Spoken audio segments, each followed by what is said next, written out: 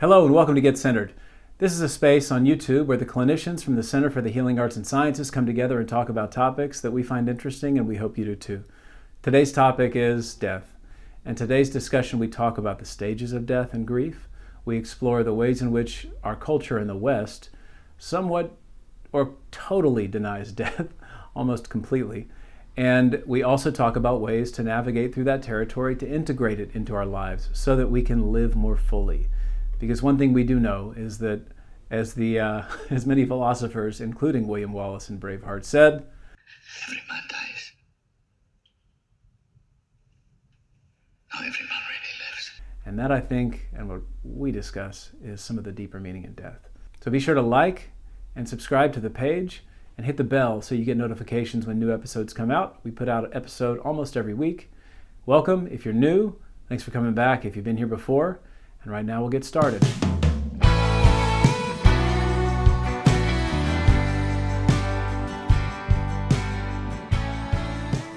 Hello, everyone. Thank you for being here on Get Centered today. And we want to stop for a moment and say, please subscribe, please like, please hit the bell, share these with your friends and loved ones if they resonate with you. Today's conversation is going to be about death. And just like spring is the season of birth and new beginnings, fall is the season of death. And we see that all around us, whether that is the leaves falling from a tree or to the holidays that are around this season, Halloween and Dia de los Muertos, where the veil is thought to be thinner between life and death, those living and those who have passed on. And the one thing I'll say before I pass the torch to Eduardo, who will be our quarterback today for the conversation, is that I find it interesting that we treat death like a maybe, like it's an if and not a when, like an if not a when, and also as if it's an ending and not a transition, which I find to be very fascinating. So Eddie, take it away. Yeah, thanks, Leah Scott. In thinking about this subject, I wanted to approach it in sort of two ways. The first in sort of a practical way, in which we'll talk about Kubler-Ross and her 5 stages of grief. And then more in the second way, in a more symbolic way, and talk about what are some symbolic deaths that we might experience while we're alive. And, you know, as we go into the practical and Kubler-Ross, we're going to talk about her 5 stages of grief. But I want it to be clear that these things aren't linear. They're not prescribed. You know, you could skip a few, you could skip them all. It's a good outline for what you might experience in regard to your own or somebody else's death. But there's no one way, and everybody will experience death or, you know, the process of dying in their own way, and we need to be mindful of that's kind of the foremost thing. And I think Kubler-Ross would agree with that, is that it is a very individual process, and we need to meet the individual where they are. So the 5 stages being denial, anger, bargaining, depression, and then acceptance. And so, you know, with that in mind, does anybody have any initial thoughts on those stages? Denial, anger, bargaining, something in acceptance? Depression. I mean, not now. I've got a ton of thoughts, Eddie, but I'm sure you're going to hit a lot of the points that would come up. I mean, other than what we were kind of talking about, that unfortunately people hear containers like this and they think of it as being restrictive and obligatory as opposed to heuristic and helpful. You know, that's my one thought. Right. Well, I thought it'd be interesting to bring in other species. You know, I mean, we have the language that we use and all these qualifiers, and we really need and want to put things into containers like this, but animals who don't have that go through a process as well. So it's not like you need an instruction manual to go through the grieving process. animals are studied and witnessed all the time, shrieking. Elephants actually cry tears. They have a mourning process. They wander aimlessly, and then they eventually rejoin their packs. So, keeping in mind that it's always helpful to have, um, I guess, a playbook, but you don't have to play by the rules. Yeah. That's good. Well, when we talk about denial as the first stage, I feel like everyone will go through a stage of denial. We enter the world in kind of this omniscient, omnipotent phase as children in which we have no concept of death. Death comes to us as a conception sort of later in life, and so everyone will experience that first phase of denial. And a lot of what happens is uncovering that process and realizing that, yeah, at one point we are going to die. And what does that bring up? And what Leela Scott said about the if and when, we live in a culture that really supports that denial. It's not talked about that bodies are made to look like mannequins. There's not an awareness of that being a natural part of what a family experiences together. And it's kind of relegated to something that we feel like is optional to face. And so the denial thing is particularly strong, I think, when we are so culturally influenced and given the illusion, again, that it's something bad or optional rather than something natural and inevitable. Yeah. Well, and I would even take it a step further. It's not just that we don't talk about it, it's that we even discourage our children from talking about it. Sufi and I were on a walk recently, and she found this giant dead dragonfly. It was beautiful. It was still totally intact, and she was so proud of it. She was showing any neighbor she could find. And there was this one mother and two little children about her same age, 3-ish. And she was holding it, and so big, from all the way across the street they could see. And they said, "What is that?" And she said, "It's a dead dragonfly." And the child, her age, was so fascinated by this death of this creature. And it said, "It's dead, it's dead. Wait, but you're holding it and it's dead." I mean, just kind of almost in a circular way. And the mom said, "Stop saying dead.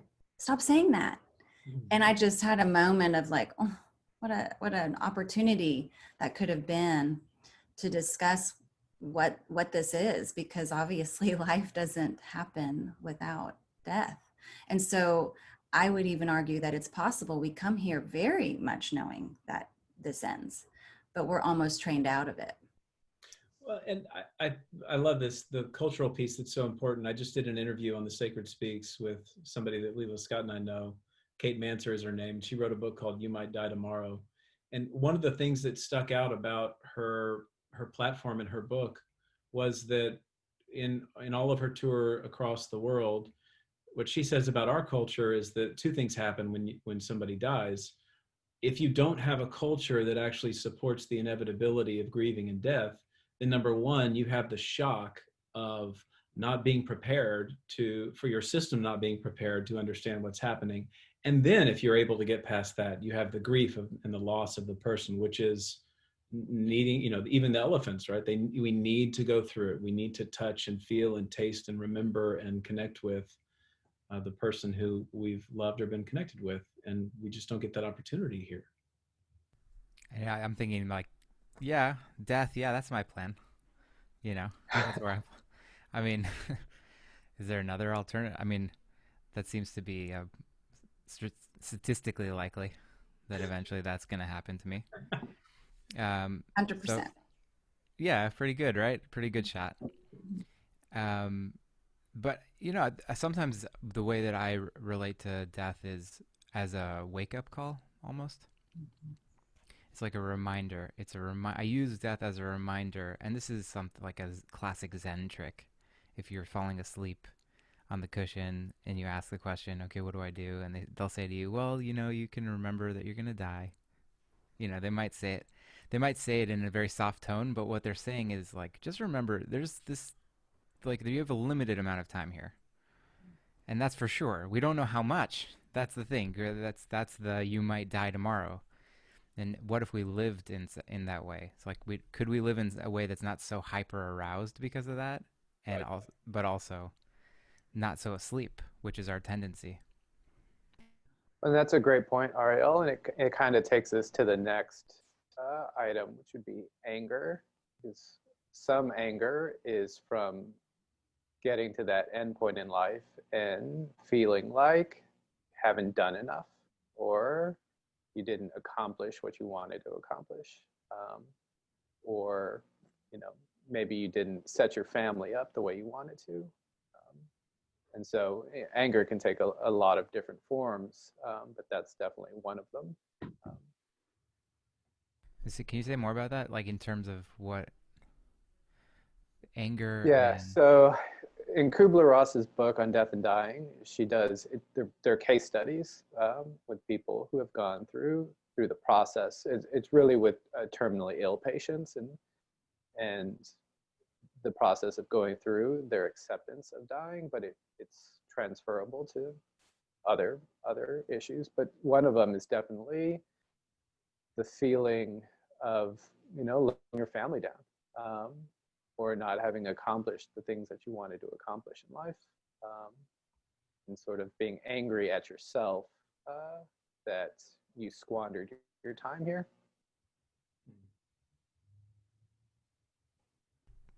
yeah, absolutely. I think that's my nightmare. That's Like, my anxiety just went through the roof listening to you yeah, say that, Eddie. I was like, yeah, shit. Yeah. yeah, right. I'm like, this is what drove me to the path I'm on is the reflection on what happens if I keep down the path I'm on. Yeah. What's the result? What do I see as like the probable result if I stay on the path I'm currently on? And is that something I want to live or not? And when I looked at down that road and I was like, no, I will feel like in 20 years, I wasted my life. Like I wasted the time I had on this planet.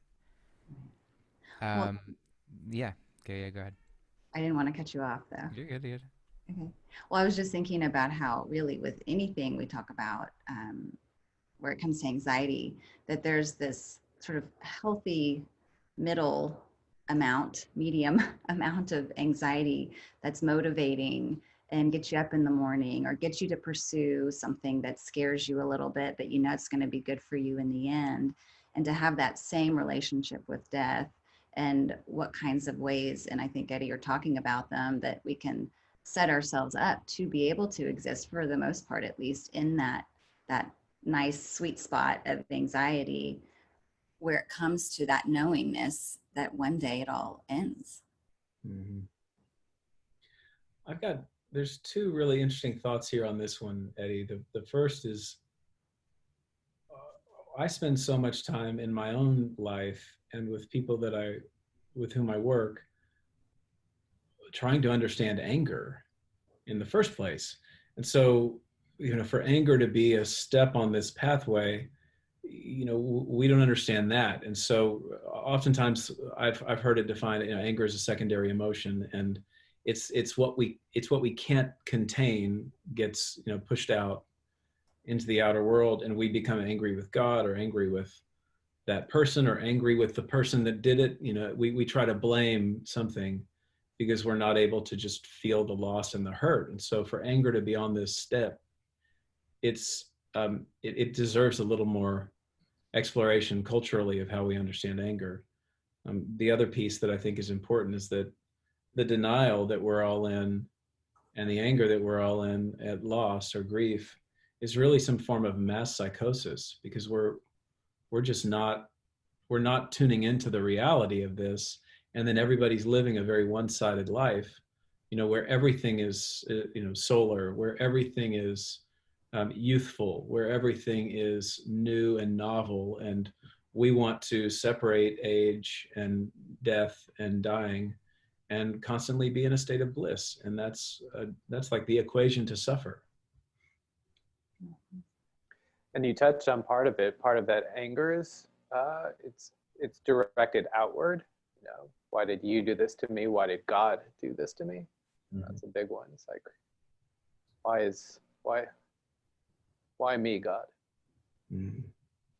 And also not in a subjective way in terms of someone facing their own death, but of course, the anger of someone close to us becoming very ill or being taken away, and the anger of a feeling of injustice, especially if it's someone young or in a tragic circumstance.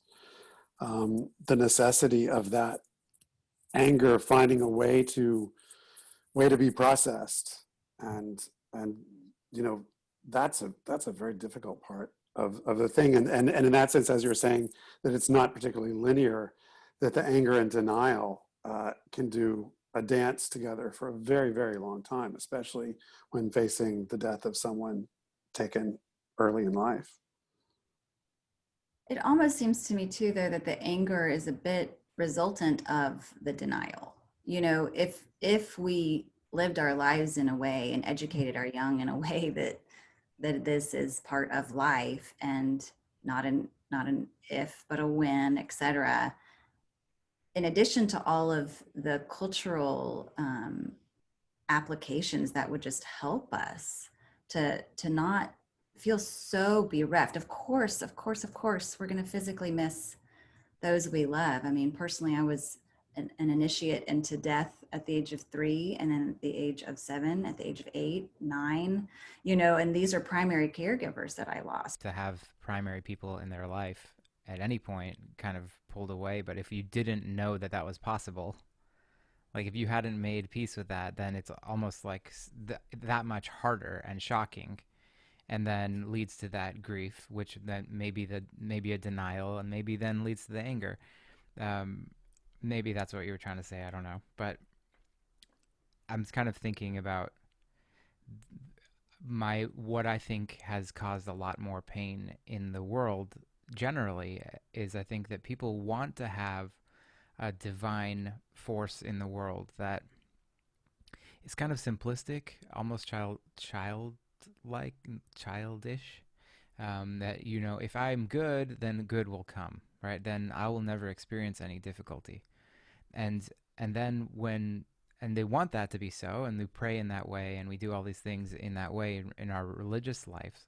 But then when the world is otherwise, then it's like, well, not if it's otherwise for other people, which it could be pretty bad for other people. But we say, okay, well, maybe they weren't doing the right thing or whatever. But if I know I'm being good and something bad happens, now all of a sudden it's like, if I'm working in that religious construct of like there's a divine who is doing bad things to me, or that like I get what I deserve kind of a thing, or I have a contract with this divine, then it really will be why me, right? And it's not just, and the level of depth of that is pretty harsh, because it's not just why me, but it's also like, what have I done wrong? Why do I deserve this? It's like, because the story is already stacked in such a way that when something doesn't go your way, it's really existential and really like goes down to your core of like how you are and who you are and whatever.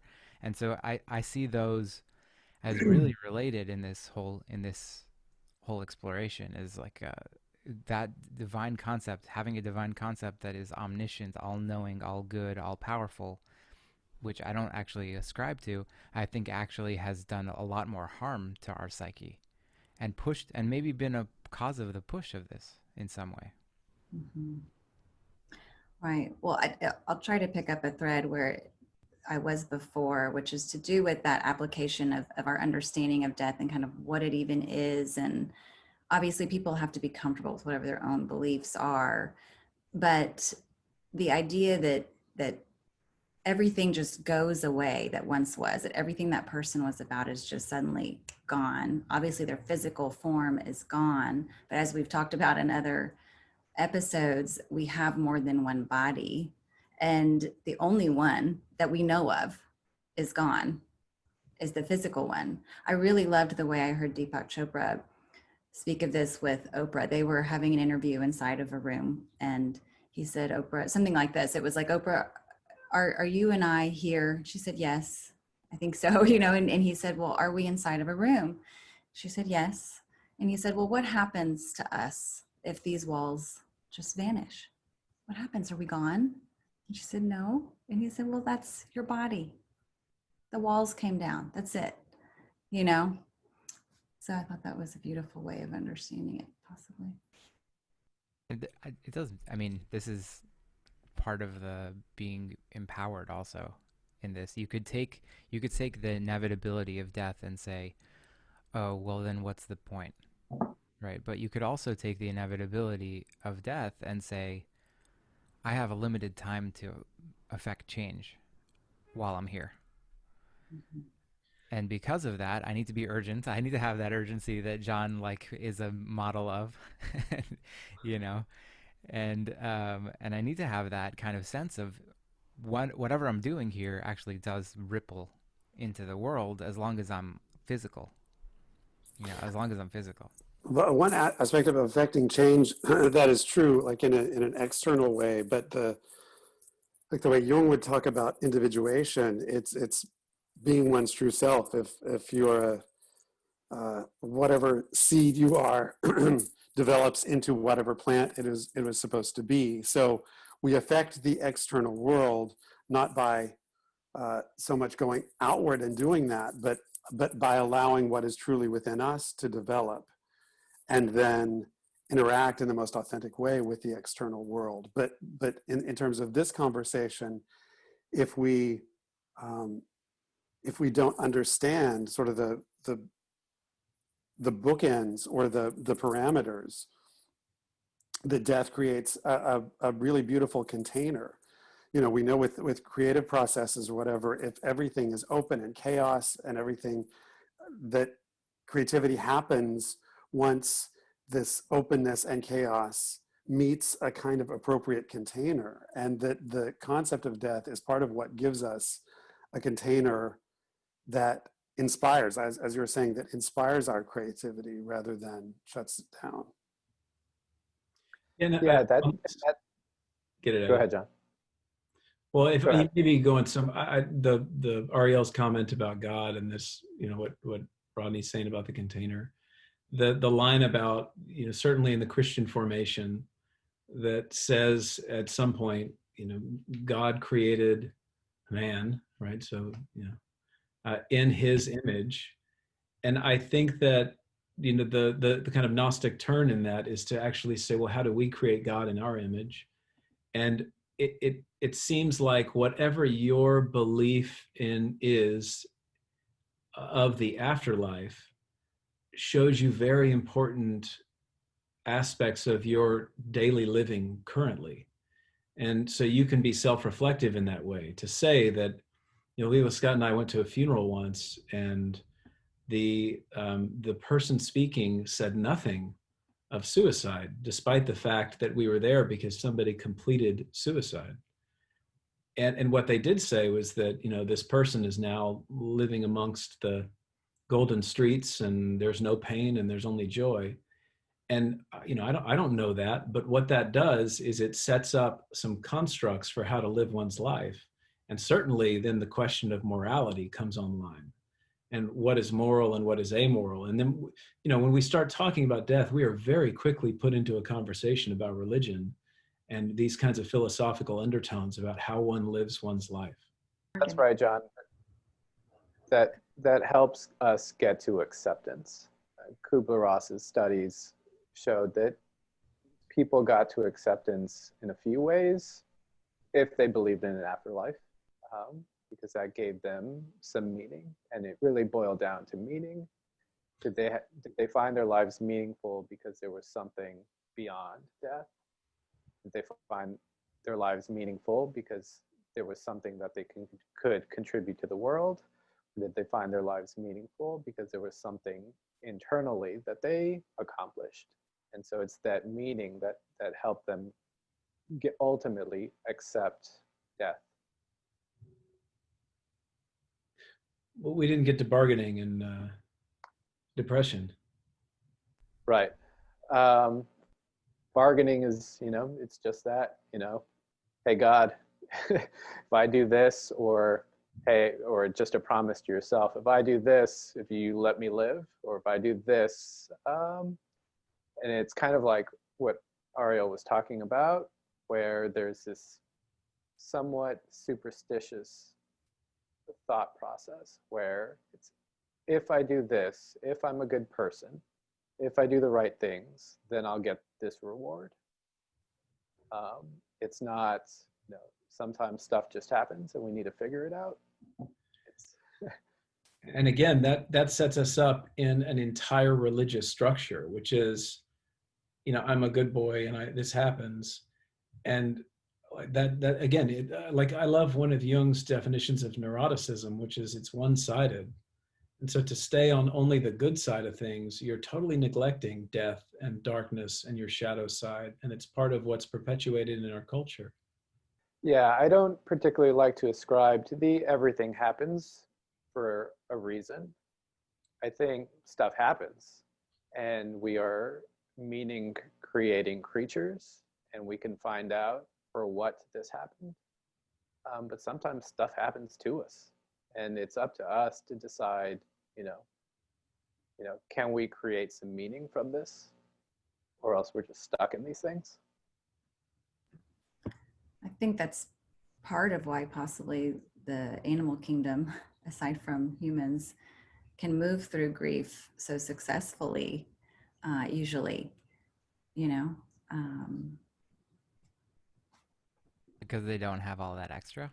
Yeah, because they don't layer. You know, even when you think of pain, like if you broke your leg, you might have a story. You have the pain of the broken leg, but then you have the story of like, God, I'm such a klutz. I should have been looking where I'm going. I'm always the one who gets hurt. I was supposed to go skiing next week. I guess God doesn't want me to go have fun and go skiing, right? Like there's all kinds of stories that layer on top of the physical injury.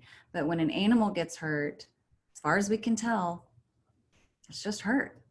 They don't add that additional layer of suffering, you know, so it's like somebody had to die. I had to die, whatever, you know? Yeah, and there's another piece of that I'm always fascinated with, which is kind of along the lines of the, you know, can we be predestined and also have choice, which is a bigger other topic, but it's kind of like there's a concept of linear causality versus synchronic causality. So there's like the things that just happen because of the way physics is already in motion. And like if you're in the wrong spot, you're in the wrong spot. You're going to be the ball that gets knocked. But then there's also the synchronic causality, which is the kind of mode that we go into when we are awake, which is when we're awake and making decisions from an informed place with as much presence as possible to the moment. And when we're actually able to do that, which is what I'm trying to do with my life, is to live in a place where actually I'm making a decision about what's next, not just I've started to feel a little bit of a knot in my belly because I'm anxious and I ended up in the fridge. Mm-hmm. You know, so it's like it ends up in those little ways, but in a big way is what we're hoping to just keep coming back to, which is if you think that linear causality is a thing, then you can also say, okay, well, it's not personal that, you know, I got in a car accident. It's not personal that I slipped and broke my foot because I didn't see the divot in the thing or whatever, you know, my shoe came untied, right? It doesn't have to be personal. It can just be part of the effect of how life is. But by and large, our religions have not supported that kind of, in the world of religions, I don't think that that's what's being supported generally right now. So we have an issue because like we're teaching this kind of like, think about by percentage of how many people in the world are under a religion that is theistic and has like probably a man who's the God, the representative, right? And then now all of a sudden we're talking about a situation in which like, yeah, look at the grief list, look at the list of how it's done, and it's like, yeah, we're living in that model, and we're preaching that model, and we're teaching it to our kids, and we believe it to ourselves. So it's like, yeah, you know, you think linear causality is because of a divine he. Mm-hmm. I think it's a big problem. I think it's a huge problem, and it leads to a lot of the grief. But it can also maybe untangle it. Maybe. I'm so tempted to go into a deeper conversation about that, Art. God. Well, Yeah. let's stay disciplined. I know. I am wanting to jump into duality. Don't And worry, we'll be back. I know. We'll There's a be back lot here. more there. Well, I'll Yeah. keep us on track and just hit depression real quick. Eddie. And Thanks Kubler-Ross for talks saving us. about two forms of depression in relation to preparing for death. There's the reactive depression, and then there's a preparatory depression. And the reactive is just the realization that I'm going to die and being bummed out about it. Yeah, it's totally natural. But I think the more interesting is the preparatory depression. And Jung would talk about a depression as, as a stopped movement, as a going inward or downward. And Kubler-Ross talks about that preparatory depression in the form of starting to sever ties, knowing that death is coming.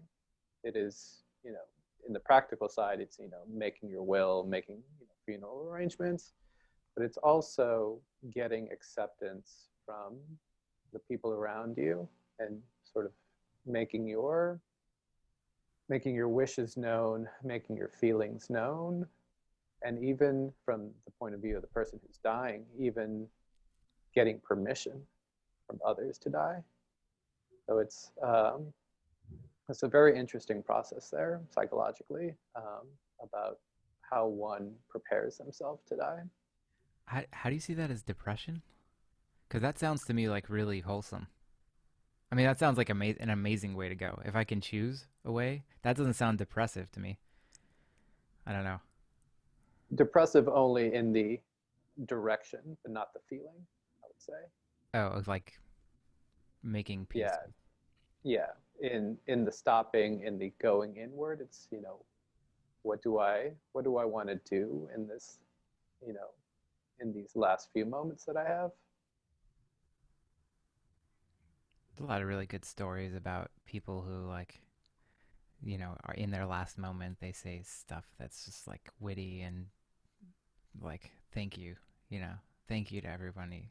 And I wish everybody well, to have the presence, to have those words on the tip of your tongue at the end. And like, what does it mean to be able to take your last breath in a way that is calm and peaceful? I think about that. That to me is more of a, like, to live your life in a way where at the point when old John is able to say, I look back on my life and I don't have regrets. I feel really good about the way that I live life. I've tended to all my affairs. There is something very important about being able to live your life in a way that gives you a good death. Yeah, well, just to throw that yin yang Chinese medicine lens on there for a second, I mean, yin and yang are understood to be opposites, interdependent opposites. And interestingly, they're also each other's antidote. So if it's hot, you can get relief from the heat by going to its opposite, cold. If it's too bright, you just go to the dark. So you get the sense of it. And so life and death really should and could be each other's antidote.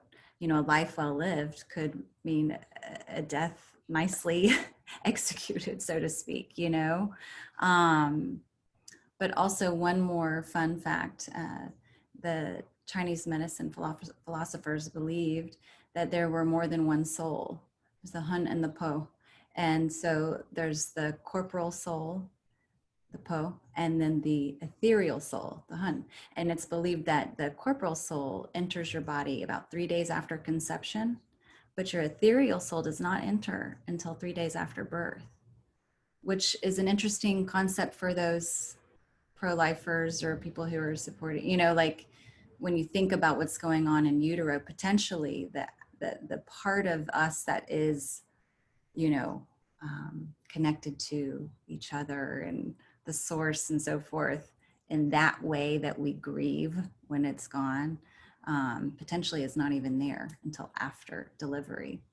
Yeah, and then I guess that takes us to sort of grieving in different ways. As we're talking about actual physical death here, but we can talk about the symbolic death, death of losing a job, the death of a relationship ending, death of moving to a new town. We may go through that same process of grief, the same stages in those more symbolic deaths. Mm-hmm.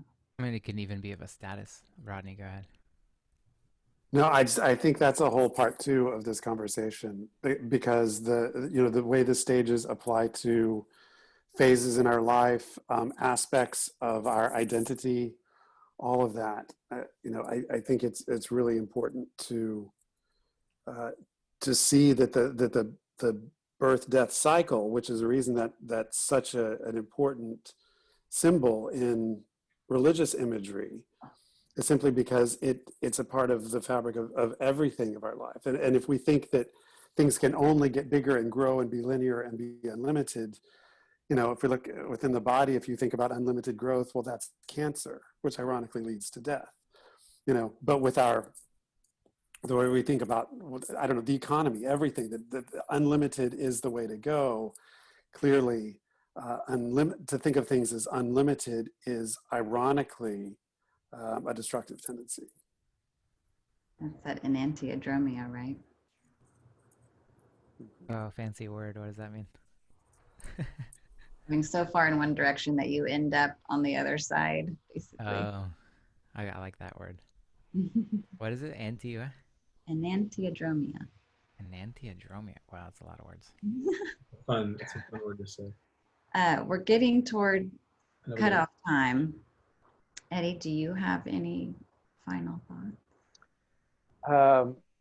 I saw, Gia, you're on here, and maybe we can edit this into the beginning, because we were talking about sort of the process of death and it being very sort of antiseptic and clean here.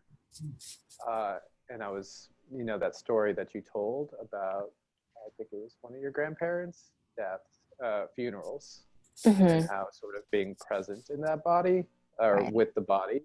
Right. The smell of it, and it's not embalmed, and sort of the cultural aspect of being indoctrinated into death in a healthy way. Right.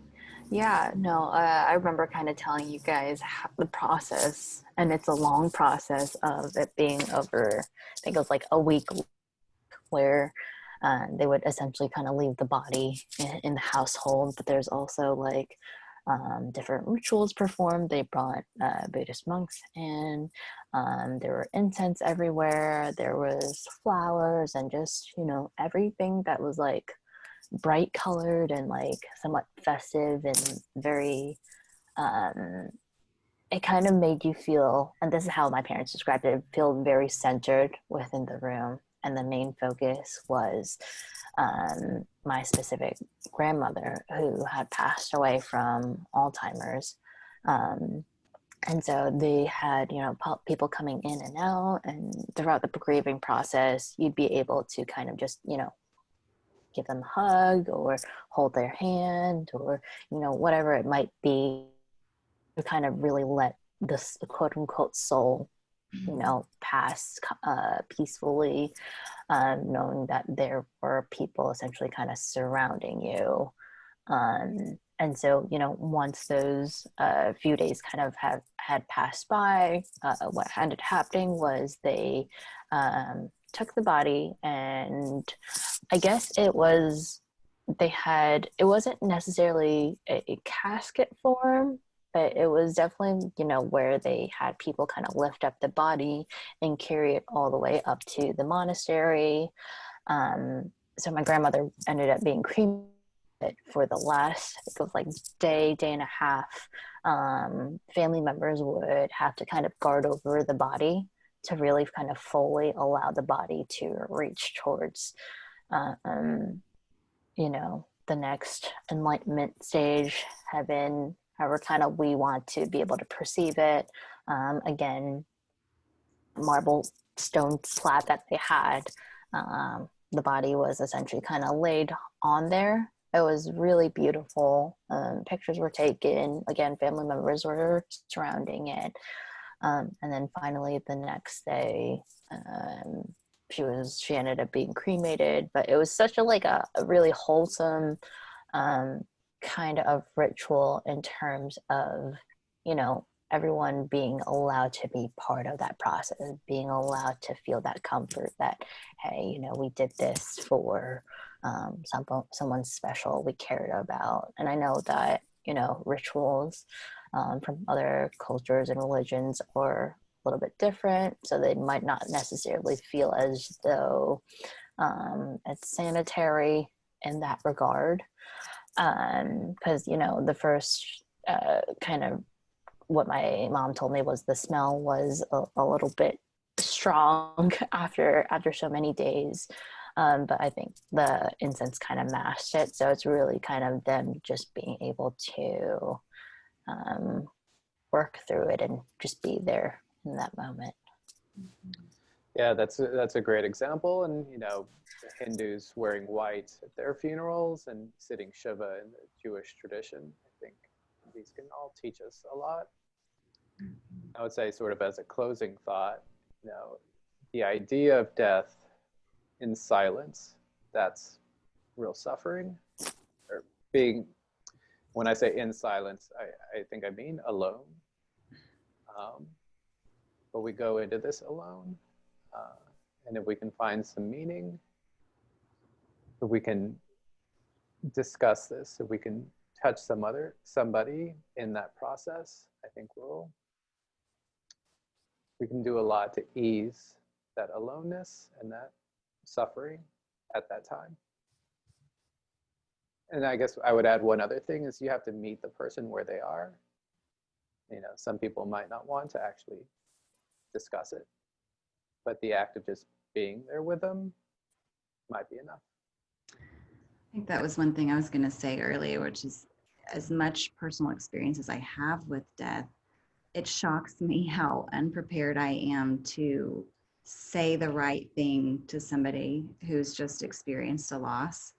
I get there, I end up writing them a letter, but it takes me a long time to get to a place where I feel comfortable with whatever I could possibly say, because obviously words are never going to be curative, to the circumstance. It's merely to let them know that they're not alone, like you're suggesting. But there's, even when you've gone through it multiple times, there's just no way to know what somebody else needs or wants to hear. So stay tuned for the next episode on symbolic death. Yeah. I wanted to read something that was sent to me in closing, unless anybody else has something else to add. No? Okay. It says, Isabel Allende has been living in the United States for 30 years and is currently closed at home with her husband and 2 dogs. When asked about the main fear implying the virus, she said, since our daughter Paula died 27 years ago, I have lost my fear of death forever. First, because I saw her die in my arms, and I realized that death is like birth. It's a transition, a threshold, and I lost my personal fear. At this moment, if I catch the virus, I belong to the group of the most vulnerable. I'm 77 years old, and I know that if I catch the virus, I can die. And this possibility at this point in my life is very clear, but I look at it with curiosity and without fear. What this pandemic has taught me is to free myself from things. It has never been so clear to me that I need very little to live. I don't need to buy. I don't need more clothes. I don't need to go anywhere or travel. Now I say I have too much. I don't need more than 2 dishes. Then I started to realize who the true friends are and the people I want to be with. When asked about the teaching of the pandemic for the collective, Isabel answers, teach us how to sort out priorities and shows us reality. This pandemic underlines the inequalities of opportunity and resources in which society lives globally. Some pass the pandemic on a yacht in the Caribbean, and others go hungry on the streets or at home, closed in. It also brings the message that we are one family. What happens to a human being in Wuhan has a reflection on the entire planet. We're all connected, and that's really evidence of the tribal idea that we're separated by groups and that we can defend our small group from one another, from other groups as an illusion. There are no walls or walls that can separate people. The virus has brought a new mindset, and today a large number of people, among them creators, artists, scientists, young men and women, are moving toward a new normal.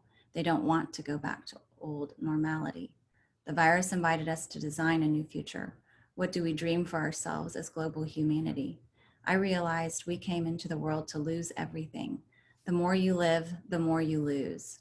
First, you lose your parents or very sweet people, your pets, some places, and then slowly your own mental and physical faculties. We can't live in fear. Fear stimulates a future that makes living in the present a dark experience. We need to relax and appreciate what we have and live in the present. And that's from an interview with Isabel Allende, adapted by Ruth Joy. Thanks for being with us today. It's a heavy topic and one that we are now realizing is going to take more than one episode to discuss. So thanks for being with us on this episode, and we'll be back with more another time. Don't forget to subscribe. Thank you.